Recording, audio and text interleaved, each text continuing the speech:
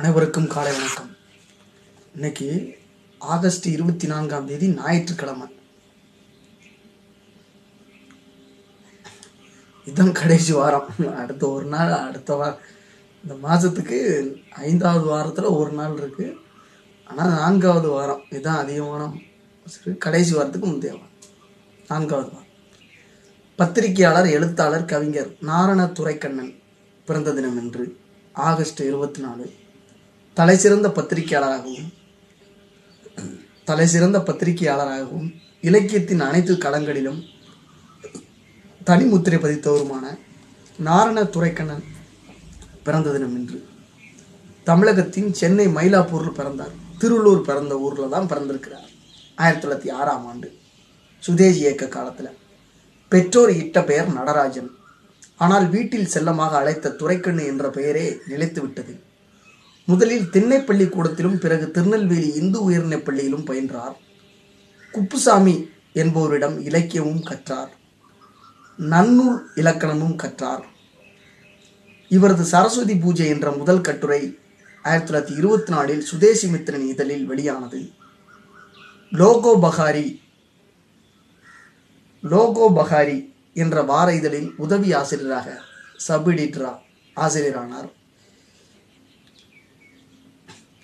தேசப்பந்து, திராவிடன், தமிழ்நாடு ஆகிய பத்திரிகைகளிலும் பணியாற்றியிருக்கிறார். 1932 ஆனந்த போதினி இதழின் ஆசிரியர் பொறுப்பேற்றார். அதில் தான் முதலில் அழகாம்பிகை என்ற சிறுகதையை எழுதினார். 1934 பிரசண்ட விகடன் இதழின் ஆசிரியர் பொறுப்பை ஏற்றார். இந்திய விடுதலை போராட்டத்தை ஆதரித்து தனது பத்திரிகைகளில் தலையங்கங்கள், கட்டுரைகள் எழுதினார்.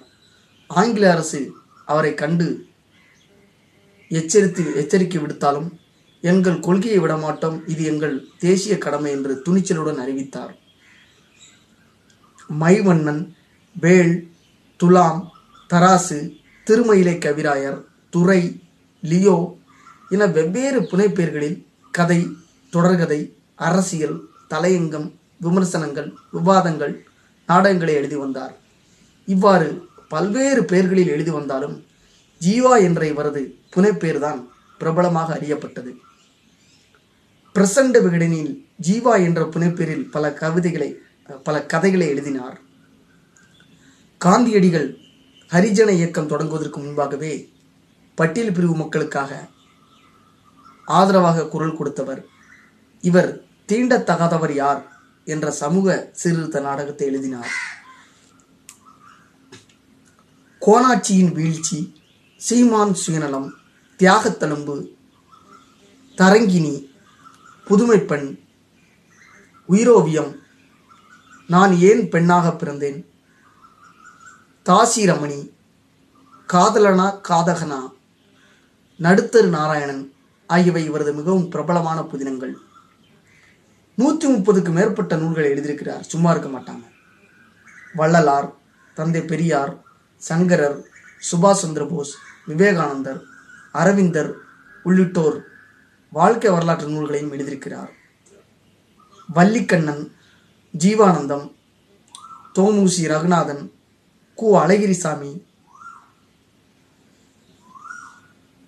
வள்ளிக்கண்ணன், ஜீவானந்தம், தோமுசி ரகுநாதன், கு அழகிரிசாமி, அகிலன், தீபம் நா பார்த்தசாரதி, லட்சுமி ஆகிய படைப்பாளர்களையும் பாரதிதாசன், கம்பதாசன், வாணிதாசன், சுரதா, தமிழ் ஒளி, காமு ஷரீப், கண்ணதாசன் ஆகிய கவிஞர்களையும் தனது இதழ்களில் எழுத வைத்தார். தமிழ் சிறுகதை மன்னன் என போற்றப்படும் புதுமைப்பித்தனோடு நட்புறவு கொண்டிருந்தார். அவர் இறந்த பிறகு நண்பர்களின் உதவியோடு நிதி திரட்டி புதுமைப்பித்தனின் மனைவியிடம் ஒரு பகுதியை பணமாகவும் மீதி தொகையை கொண்டு சென்னை அண்ணாமலைபுரத்தில் ஒரு வீடும் வாங்கி கொடுத்தார். மகாகவி பாரதியின் பாடல்கள் நாட்டுடைமையாக்க வேண்டும் என்பதற்காக பாடுபட்டவர்களில் முதன்மையாக திகழ்ந்தார்.